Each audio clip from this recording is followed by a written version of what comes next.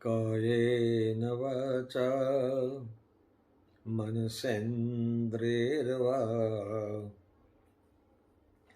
बुद्ध्यात्मना वा प्रकृति स्वभावा करोमि यद्यत् सकलं परस्मै सदाशिवाय समर्पयामि। नमः शिवाय सांबाय हरये परमात्मने नमः। प्रणतक्लेशनाशाय योगिनां पतये नमः। ॐ शान्ति शांति शांति। ओम नमः शिवाय। अनंत कोटि ब्रह्मांड नायक स्वयंभू भगवान श्री गौतमेश्वर महादेव जी के चरणों में कोटि कोटि प्रणाम एवं प्रातः स्मरणीय अर्चनीय वंदनीय परम पूजनीय ब्रह्मलीन पूज्यपाद गुरुदेव के चरणों में कोटि कोटि प्रणाम एवं प्रातः स्मरणीय अर्चनीय वंदनीय परम पूजनीय समस्त आचार्य भगवान के चरणों में कोटि कोटि प्रणाम एवं तपः पूत क्षोत्रिय ब्रह्मनिष्ठ परिभाषिकाचार्य अनंत विभूषित परम पूजनीय संत वृंद के चरणों में कोटि कोटि प्रणाम स ओम नमो नारायणाय। प्रिय भक्तजनों, भक्तवती माताओं, प्यारे युवान दोस्तों, बच्चों, आपके सबके हृदय में विराजमान भगवती गंगा जी को मेरा कोटि कोटि प्रणाम।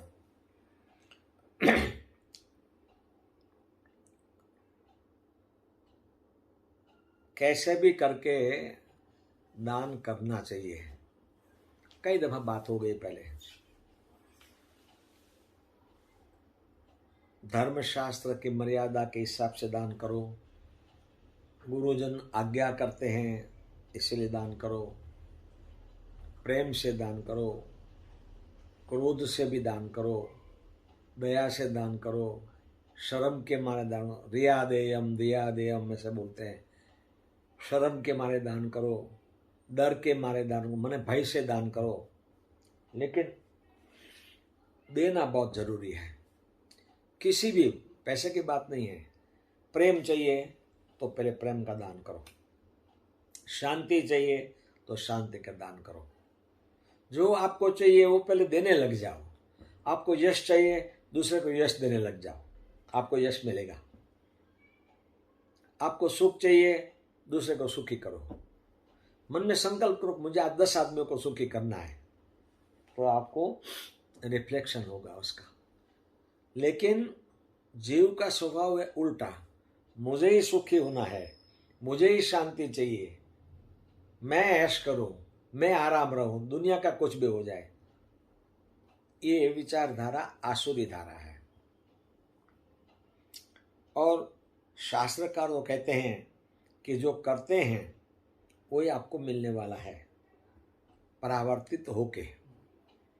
एक राजा के मन में विचार आया कि भाई मरने के बाद में क्या होता है, ये अनुभव तो होता नहीं। अब राजा को विचार भाई ये क्या करे, क्या होता है मरने के बाद में, वो मुझे देखना है। अब राजा को कैसे समझाए कि वो कोई थोड़ा कह सकता है। अब राजहट मंत्री परिषद में बात कही कि मरने के बाद क्या होता है मुझे बताओ। अब कौन कहे मरने के बाद क्या होता है, ये तो पता नहीं किसी को। सब ने हाथ जोड़ के कह दिया कि महाराज क्षमा करें, हम तो ये जवाब नहीं दे सकते हैं। बोले भाई 500 सोना मोहर देंगे, राज्य में कोई व्यक्ति हमको मरने के बाद में अपना अनुभव कहे। अब कैसे बताओ कि मरने के बाद में व्यक्ति वापस कैसे आएगा और कैसे आपको अनुभव बताएगा। लेकिन हट, ढंढेरा पिटा दिया। एक अति कंजूस आदमी ने ये बीड़ा पकड़ा कि मैं बता सकता हूँ, मैं मरूंगा उसके बाद राजा को बताऊंगा कि क्या होता है मरने के बाद में। बोले तुमको 500 सोना दिए जाएंगे। उसने हाँ बोली तो सुंदर जनाजा तैयार किया, फूलों से सफ़ेद चादर उसमें उसको लिटाया, जनाजा उठाया, कब्रिस्तान में ले गए, कब्र डाली, खोदी, उसमें रिस्पेक्ट साथ उसको सुलाया और नौकरों ने कब्र बंद कर दिया। लेकिन सर के ऊपर के भाग में थोड़ा छेद रखा ताकि उनको हवा मिले, कि उसको अनुभव क्या था ना दूसरे दिन कि मरने के बाद क्या होता है। अब वो तो लेटा, लेकिन जैसे रात हुई, वो जनाजा जा रहा था तो एक फकीर उसके पीछे पड़ा। उनको पता था ये कंजूस है। अरे बोले तू मर रहा है भाई, तू मर रहा है तो तू कुछ मुझे दे दे, कुछ मुझे दे दे। अब कंजूस तो कोई देने वाला था नहीं। तो कब्रिस्तान में जैसे पहुंचा उसका जनाजा, तो वहाँ बादाम के छिलके का ढेर पड़ा था जहाँ उसकी कब्र बनाई थी। वहाँ उसमें से एक मुट्ठी लेके फकीर को दे दिया कि ले भाई जा छुटकारा कर। उसको दफनाया गया, हवा रखा, मस्तिष्क पर हवा आने की जगह थोड़ा छेद रखा। रात्रि हुई और रात्रि में कोई सांप इधर उधर से घूमता फिरता आया, देखा कि यहाँ छेद है। उसके अंदर वो अंदर सोता सोता देख रहा है, अरे राम राम सांप आया, अब तो मैं सच में मर जाऊंगा। लेकिन वहाँ ढेर पड़ा था बादाम के छिलकों का, वो छेद के अंदर आ गया था उसके चलने के हिसाब से। तो वो छेद में अंदर जा नहीं सकता था। सुबह तक वो सांप वो छिलकों को निकालने में ही रहा। सुबह हो गई, राजा के सेवक आए, उसको बाहर निकाला। लेकिन रात में पता चल गया उसको कि यदि सांप अंदर आएगा मुझे काटेगा तो मैं तो सच में मर जाऊंगा। फिर राजा को कहाँ बताऊंगा, और मेरी संपत्ति तो वैसे ही पड़ी रहेगी घर में, कोई काम तो आई नहीं। अरे राम राम, मरने के बाद यही होता है, सब यहीं पड़ा रहता है।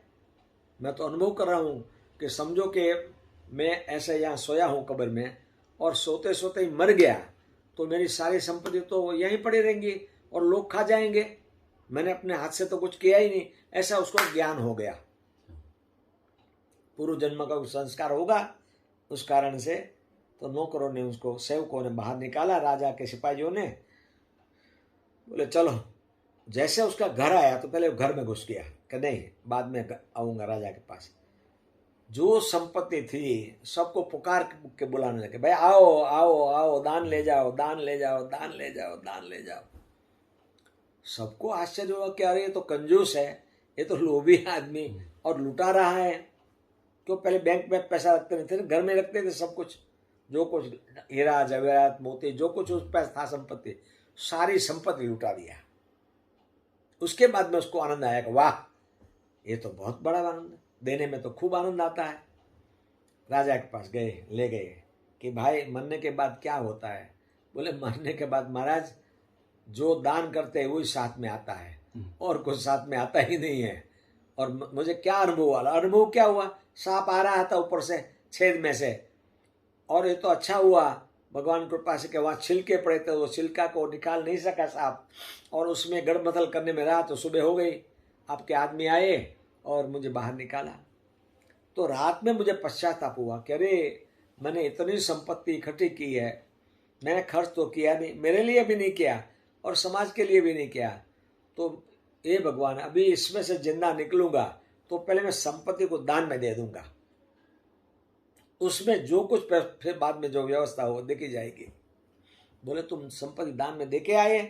बोले दान में देके फिर आपके पास आया और अभी मुझे बहुत आनंद आ रहा है। अब सच में मैं मर जाऊं तो मुझे आनंद आएगा, ये बात पक्की है। कोई चिंता ही रही नहीं। मकान तक मैं बेच के आया हूं देके किसी को दान में कि भाई मेरे मकान है, तेरे को भी दान में देता हूं। अब मैं तो आपके सामने खड़ा हूं, ये शरीर ही बस दिखता है कि मैं अब हूं, मेरा कुछ है ही नहीं। और उसके लिए मुझे बहुत आनंद आ रहा है राजा जी। ये मेरा अनुभव है कि मरने के बाद में सब कुछ छूट जाए, कहीं मन नहीं रहेगा, उसी में आनंद आता है कि अब हाँ आनंद आ गया। तो देने में जो आनंद है वो लेने में आनंद नहीं है। खिलाने में जो आनंद है वो खाने में आनंद नहीं है। दूसरे को सुख देने में जो आनंद है वो अपने सुख लेने में आनंद नहीं है। इसीलिए डोंगरे महाराज जी कहते थे कि रोज शुभ संकल्प करो कि मुझे कुछ देना है, मुझे कुछ देना है, मुझे कुछ देना है। और दिन में रात को सोते समय विचार करो कि आज मैंने कुछ दिया, मेरी कमाई के अंदर से मैंने कुछ दान किया, कोई मंदिर में गया, कोई संत की सेवा किया, कोई गुरु की सेवा किया, कोई अपाहिज की सेवा किया, कोई दरिद्र नारायण की सेवा किया, कोई कुछ नहीं किया तो फिर तो हम तो चोर हुए। ईश्वर का अन्न हमने खाया।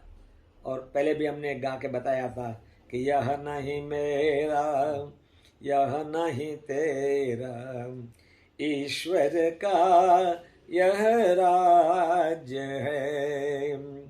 ईश्वर का अन्न, ईश्वर का जल, ईश्वर का ही अनाज है। फोगट खावे चोर कहावे, गीता की आवाज है। यह नहीं मेरा, यह नहीं तेरा, ईश्वर का यह राज्य है। ईश्वर का ये सब अन्न जल सब ईश्वर का है और उसी में से, उसी का है, उसी में से देने का मन हो, उसके नाम है दान। इसीलिए रोज ऐसा नहीं कि हमने जिंदगी में एक दफा कर दिया, रोज ऐसा दान करो। अरे देखो पैसा का नहीं कर सकते, क्षमा दान करो, दया दान करो, कृपा दान करो, है ना। दान कई प्रकार का होता है। अरे सेवा दान करो, श्रम दान करो, ये तो कर सकते हैं ना कि भाई आज हमारे घर में पानी का नंबर इसका है, अब उसको बुखार आया है तो चलो आज पानी मैं भर देता हूँ, ये भी एक दान हुआ एक प्रकार के। तो दान कई प्रकार के होते हैं, करना चाहिए, अवश्य करना चाहिए। रोज हम भोजन करते हैं तो रोज हमको कुछ न कुछ किसी को किसी भी रूप में देना चाहिए। इसी का नाम है धर्म।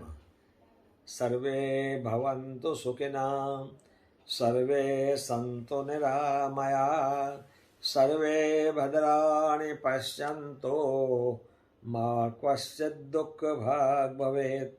ओम शांति शांति शांति।